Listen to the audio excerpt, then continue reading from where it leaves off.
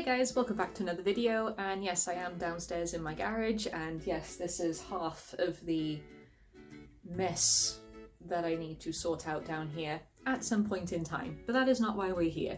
Today I want to talk about my reading list for 2021 and how much of it there actually is and how little of it I actually have here to show you.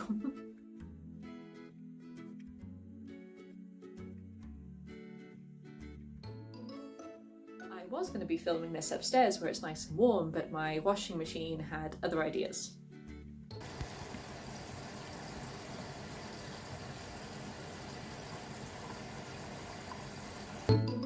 Yes, he's a loud boy. How is everybody's 2021 going so far? It is 1 week in and already things seem to be right on track in terms of chaos, so fantastic. If I stand on tiptoes, can you see my bump? Less than 2 months to go! Yes, yeah, reading list. I was very ambitious last year. I had so many things to read and I didn't really even make it halfway through, and that is completely my own fault because I kept adding more books to the list and adding more books to the pile, and it just kept building and building, and some got forgotten and didn't necessarily make it onto the list this year, but that could change. But let's get started. I am going to be having a little bit more time on my hands next month because that is when I start maternity leave. I'm going on maternity leave a month before my due date, so I have a whole month to get things sorted, including reviews, videos, getting the house sorted, getting baby things sorted, and of course, my reading list. One of the first things on my list is the Trials of Apollo series. Now, if any of you have seen other book videos, everyone knows I have a bit of a love-hate relationship with Percy Jackson. I love Rick Riordan. I think his work is fantastic. I love the world building, I love the characters, I love the development, I love most of the relationships. I love how everything has this banter feel to it, and some of these godling babies I just need to protect with my life. Now, but Percy Jackson as a character, I don't like him. I think he's way too arrogant. I don't get why everyone just seems to trip over themselves when he walks in the room. I don't get the appeal there, but everyone else I think is great. But yes, I've read the Percy Jackson series, I've read the Heroes of Olympus series, I've read the Kane Chronicles, I've read the Magnus Chase series. Now we're on to Trials of Apollo. These are only 4 of the 5 books that are out at the moment, and I didn't realise how dense some of them were, but that is completely fine with me. I am really looking forward to this. I want to see some of my babies again, I want to meet new babies, I'm really excited for this one. Oh, these are heavy. Going down a similar route, I want to revisit a series, one that I haven't read in ages and didn't actually finish, and that is, give me a moment, his Dark Materials trilogy. Now, I read the first book when I was still in secondary school. It was a school library book. I loved it, I devoured it. Very disappointed with the film, but some bits had a good quality to them, so I'm not going to fault it there. And the school had the second book, which is The Subtle Knife. I started reading it, really enjoyed it, but only got a few chapters in before I had exams due and had to give the book back to the library, and it just slipped my mind, and I have never picked it up again. I have no excuse, I never picked it up again. So then when the BBC television series started being made, it just drew me back in, and I love this series. I love the way that they filmed everything, I love some of the creative liberties. I love that Philip Pullman was a producer on the show to make sure it's done right, which I'm hoping Rick Riordan does the same for the Percy Jackson series whenever that's being made. Who knows at this point, but regardless, I'm really looking forward to getting back into this. Yes, it is still in its wrapping. I haven't actually taken it out yet because I want to make sure that it is nice and pretty when I do open it. Yeah, I love Lyra as a main character because she's just allowed to be a kid thrown into all of this. It's not necessarily a young adult or children's book. It has some incredibly dark imagery to it. The politics as well, the world building. I can't wait to see how this series ends, because I read this one, I got like 4 chapters into this one, and I cannot wait to start this one as well. I'm going to start completely from scratch. This one came out of nowhere. Spellbreaker by Charlie N. Holmberg. I found this on my Amazon recommended reading for just around Christmas time, and it had an interesting premise. The idea of there's magic in the world, but there's 2 kinds. You're either born with it or you're rich enough to buy it, and I love that idea of world building. There is a bit in the blurb where it's like, oh, but can this handsome stranger help her find her path? And I'm just like, I'm gonna have issues with that plot point straight away, because when you have such an amazing fantasy premise, why do you need to ruin it by forcing a romance? Why does oh, but the handsome stranger, why does that need to be a selling point? If there's gonna be a romance in it, then why can't it be something that just feels somewhat natural? I don't get it. What is up with this little curl right here? Thought my head was bleeding for a minute there. Yeah, it looks interesting. The world around it has a lot of promise, and the idea of being able to buy magic if you're rich enough has a bit of a Robin Hood feel about it, so a magical Robin Hood. Bring it on. This one was recommended by my husband. When I told him about Spellbreaker, he was like, okay, but if you want to read that, may I suggest something of a similar world building style, but with a bit more meat to it? I was like, go for it. And he gave me this. This is Myron's Gift by Fiona McIntosh. I have never heard of this series. I have very little understanding of what it is about, but magic, magical gifts, and some type of doomsday. Fantasy adventure at its best. I am looking forward to this one, even though I know very little about it. But it's shiny.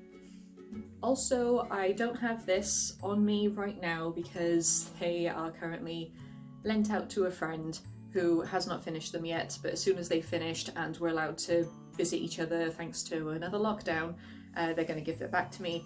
And that is the next 2 installments of the Mistborn trilogy by Brandon Sanderson.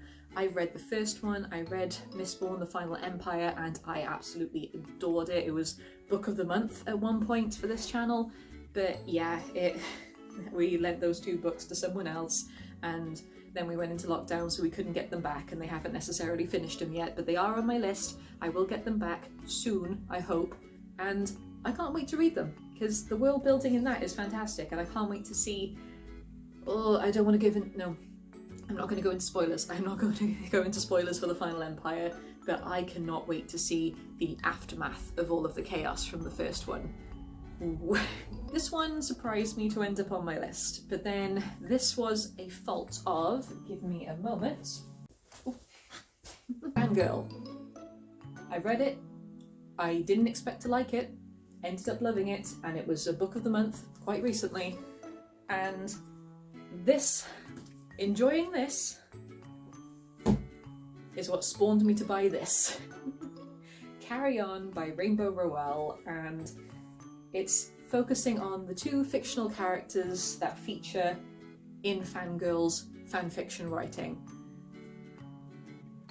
I don't know what to say. This is not my style of reading. These are not genres that I would usually pick, but that one took me by surprise so much, and I'm really looking forward to reading about this, because this involves a bit more magic and fantasy and adventure, which are definitely more my style, but they spawn from a world of Fangirl. So I'm curious to see how she handles different topics and different genres, and damn it, these boys are pretty. In saying that, if I do end up enjoying this one, then I will end up buying the sequel, which is Wayward Son, and that will be added to this list as well. But we'll see how it goes. I'll see how I cope with this one first, and then I might venture forth into Wayward Son. This is another duology that I don't have a physical copy of, however, it is on my Kindle.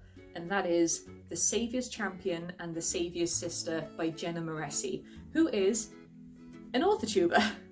I've been following her on YouTube for a very long time. She is such a good laugh and she tells it exactly how it is. You know exactly where you stand with her, and she's really talented, and I have a lot of respect for her as an author-tuber and as an author and as a person. So I cannot wait to see what she has produced. Again, the Saviour's Champion especially advertises itself as a dark romance, which is not my style of genre, but then reading it, it's got so much lore and world building and lots of characters to just dig your teeth into, and the fact that there is a romance in there doesn't actually seem to be a big part of the actual main story.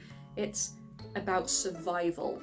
It's kind of like Battle Royale with a romance in there, and that has really intrigued me. And The Saviour's Sister is a companion novel where it's focusing on somebody else's perspective while the events of The Saviour's Champion are happening. So I'm really looking forward to reading those two. That sounds like it's going to be a really interesting read, and, you know, author-tubers supporting author-tubers. Why not? And finally, on my reading list, Meddling Kids by Edgar Cantero. Edgar Cantero. I'm hoping I'm pronouncing that right.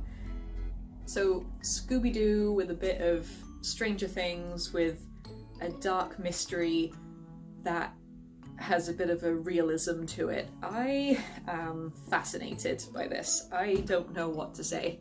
I love murder mysteries, I love whodunits, and I love it when it has a bit of a supernatural twist to it, and it hasn't confirmed that this is a supernatural from what I've seen of it and what reviews I've read, but it looks like it's leaning towards that way, and I don't think I'm going to be disappointed if it's not supernatural, but at the same time I'm excited to find out. It's intrigued me. I was thinking of adding the Shadow and Bone trilogy to the list as well, because I loved Six of Crows. That duology was phenomenal, and I cannot sing its praises enough. I loved King of Scars, which is a follow-on to that. So the fact that Shadow and Bone is a trilogy that takes place with a completely different group of people, but in the same world, I'm morbidly curious, although it does seem to be a little bit more YA love triangle-y, but I am open to be proven wrong. That is something that last year has really proven to me with books, is that I need to be more open in the types of genre that I go for. I need to be more open in terms of accepting things that I wouldn't normally agree with, because romance, not my style, but there are so many books with romances in it that I read last year that I actually really enjoyed, and some of them surprised me by advertising themselves one way and then ending up coming across a different way, and it's really fascinated me. So I'm broadening my horizons a little bit more. So I've also entered the Goodreads reading challenge, the Goodreads reading challenge, which I think is 24 books in a year, which is definitely doable. That's like 2 books every month. 2 books every month, something like that. So it's definitely doable, but I'm fully aware that I'm going to be having a new human living with me soon. So maybe it's not going to be as doable, but you know, we can make a good start now. We can definitely try and then have something to achieve for next year if things don't go well. I'm really looking forward to getting to this list. So yeah, I'm going to wrap it up here before I suddenly turn around and realise that there's more here that I want to add to the list when I've already got enough here, and God knows there's more on my Kindle that I've probably forgotten about as well, but I'm going to leave things here. What books are on your reading list? Do you have any reading recommendations for me? I would love to hear them. Even if they're things that you wouldn't think I'd necessarily like, still throw them my way, because I would be happy to give them a look. And yes, I'm rambling again. So I'm going to end it here and get started reading. I hope you're doing well, I hope you're staying safe, and I will see you all in the next video. Goodbye, my scribblers.